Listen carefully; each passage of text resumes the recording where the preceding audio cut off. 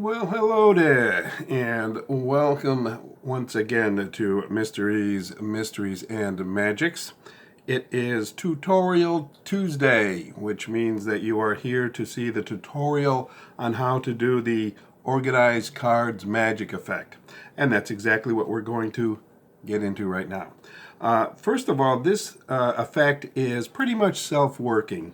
Once you've done the setup, which I will explain in a minute, I don't really know how original it is. I did think of it myself. I have never seen it done on any other video, and I've shown this to a couple of other magicians. They say they've never seen this particular effect.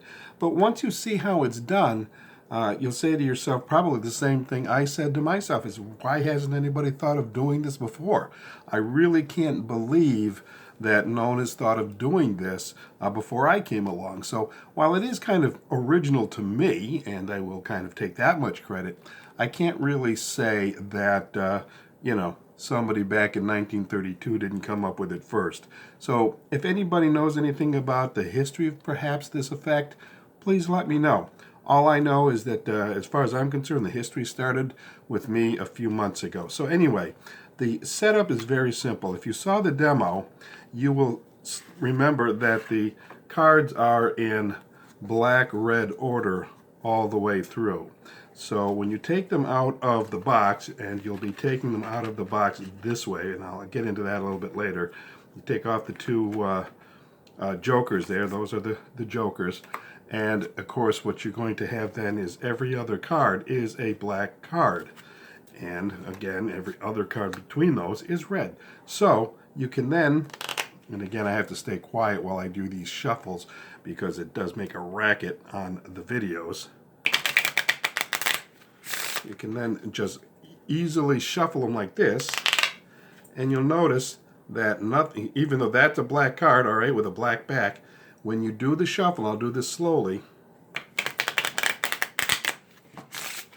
you see nothing but red cards.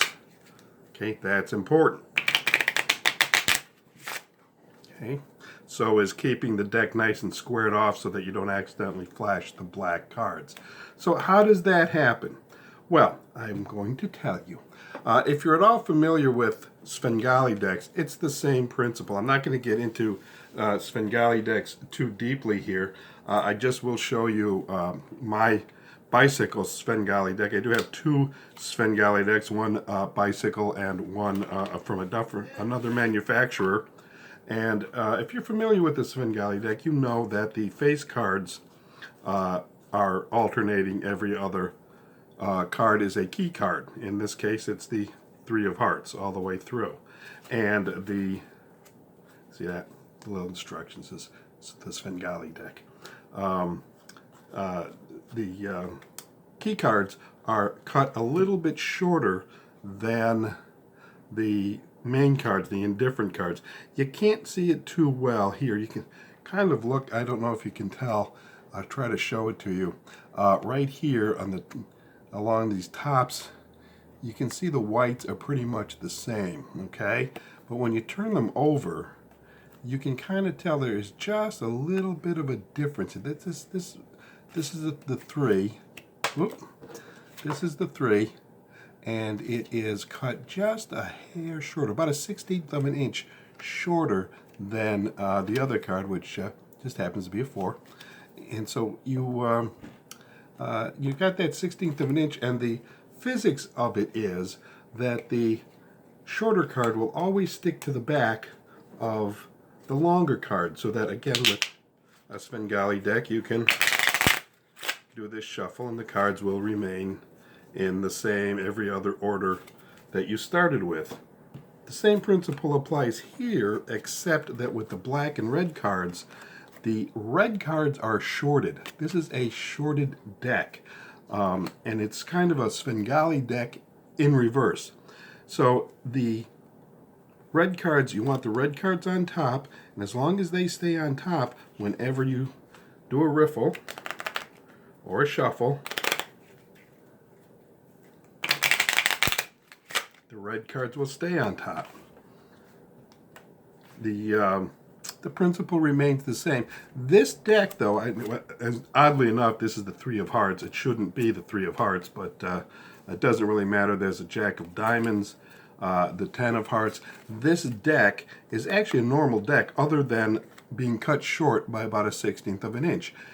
So you can use this deck as a red deck for anything you want. You can play poker with it. You can play bridge with it. Your fellow players will never recognize that this is a short deck when you compare it to the other cards in that same red deck. Just coincidence that this happens to be the three of hearts on top. That has nothing to do with the Svengali deck. Now, the thing is, though, when you mix it with the black cards, which, again, this is a perfectly normal deck, and neither of these decks are marked. The red deck, the only thing that's different about it is that it's cut short, and it comes in, I have a nifty visual aid for you, rather large one. It comes in a box like this. This is the box that it comes in. This is actually, this same box. And what I wanted to show you was this sticker here in yellow and red and black and white. That's actually on the cellophane. Once you take the cellophane off the deck, you end up with a perfectly normal red deck tuck case. And that's important, and I'll explain that in a minute. The only other difference is that with a normal deck, often you will get a black tab here. This comes with a white tab, which I think Bicycle does on a lot of their gaff decks. Don't worry about it. Your audience will never recognize this as something different. They won't even know that a regular deck has a dark tab and you have a white tab. They won't know the significance of it. Doesn't really matter. But what you want to do is you're going to take half the red deck, and you take all the red cards, the hearts and the diamonds, and you're going to mix them with all the clubs and spades of the black deck. And you're just going to put them together like this, making sure that the top card is red, bottom card is black, all right? And you're going to take the two jokers and you're going to put them right on the top. You're going to put them in the deck, and you're going to have the deck this way, facing this side of the tuck case. You could do this side, but this is more of the red. And what you're going to be doing is you clearly are not going to say, look, I'm taking out a red deck. But you're going to very subtly persuade people that this deck is red. And the first thing that they will see will be the deck, the tuck case of the deck. And you will be taking it out. You take out the red deck. You can take it out, actually, you could take it out upside down. It really doesn't matter. In fact, it's kind of safer because this is a very vulnerable spot to possibly flash the black cards, is when you're taking it out of the tuck case. So if you want to take it out of the tuck case upside down and avoid that error of flashing a black card, it's okay if you flash them this way. Doesn't really matter. That's okay. You can turn them back over. You're all set to go. And then the first thing you do after that is you take the two jokers off the top. You look at them and you say, yeah, those are the jokers. We don't need those. So you throw those aside. And when I do this live, I often ask the spectators, or at least one of them standing by, would you mind putting those cards back in the box for me? This does a couple of different things. Once again, it draws attention to the redness of the deck, right? And again, a very subtle point showing people that this is a red deck. Also, by letting them handle the cards, again, you're very subtly telling them that this is a perfectly normal deck. There's nothing unusual or different about it by letting them handle the two jokers that you're not going to need anyway. So from that point on, I don't care what story you tell. I tell the story about my dad being a military man and being very organized. I do that in honor of him. He was a 20-year military man, retired as an officer, and he and my mother did play a lot of bridge with their friends and so forth. So I tell the story about him and mention my mother to honor them, and that's a story I use. You can use whatever story that you want, and you saw how the demo works, so you can, see for yourself how the reveal ends up, and you can use your story to fit whatever reveal that you want to do. Now, just a couple of other things about the decks. well, point number one rather than deck number one, but point number one is that the red deck is, as you can see, that is a rider back deck, okay? Not sure if it does it say, it doesn't say rider back on the box that I have, just says standard playing cards there, but it is a rider back deck. The reason that's important is that the black deck is a rider back deck. So you want the two rider back cards to match, at least as far as that goes, maybe not in terms of color, but you want to make sure that you have rider back backs. Why? Because the black only comes in rider back.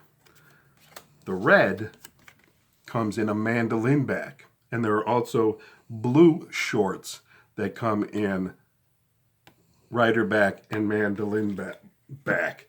As you can see on my, once again, my nifty visual aid here, bicycle short deck. So there are actually 4 short decks, 2 red, 1 rider back, 1 mandolin back, and 2 blue decks, also 1 rider and 1 mandolin back. So you want to make sure you order the correct shorts, the red bicycle shorts. So after you've done that, and you've got that deck set aside, and you've done that particular effect, that leaves you with a question. Now, what happens to the other cards? You have half a deck of cards here. You've got all the red cards from the red deck, and all the black cards from the black deck. What happens to the other half of those 2 decks? Well, they're right here in another black case. I actually have 2 black decks here. Again, explain the advantages of that. But what you're going to end up with is you're going to the extra black case, and you're going to end up with, again, I put them in alternating order, but you're going to end up with red cards, hearts and diamonds with black backs, and clubs and spades with red backs. So what I like to sometimes do is tell people that, you know, I was always a big screw up and did everything ass backwards. And whenever I did my dad's shuffle, I always ended up with things being backwards. Okay, you can do that, you can do anything you want, but you are going to end up with an extra deck of mismatched cards, so to speak. And I should warn you that when you do that, you won't be able to use the jokers as a giveaway for the color, because both of your, there's one joker still in here, both of your jokers will be in black. Okay, so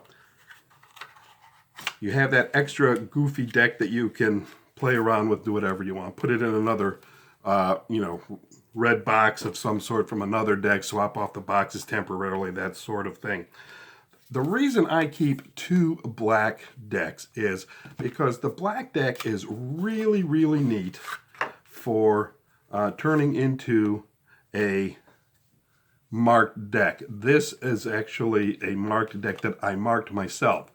I'll put a link down below to show you how this is done. I'll also put a link down below for those of you who are not familiar with the Svengali deck.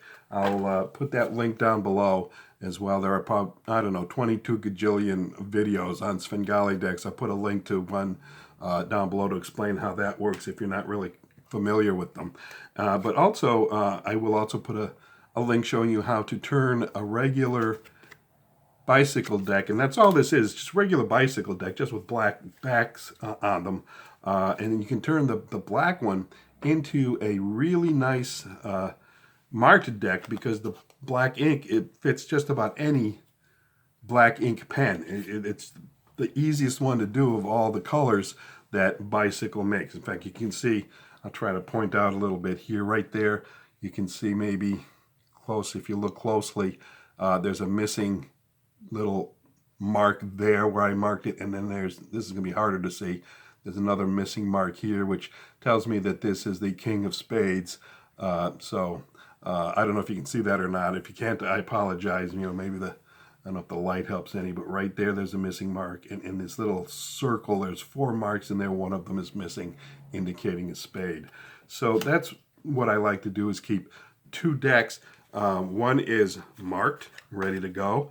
The other is dedicated to the organized cards trick. So the other reason for having two black decks is simply this.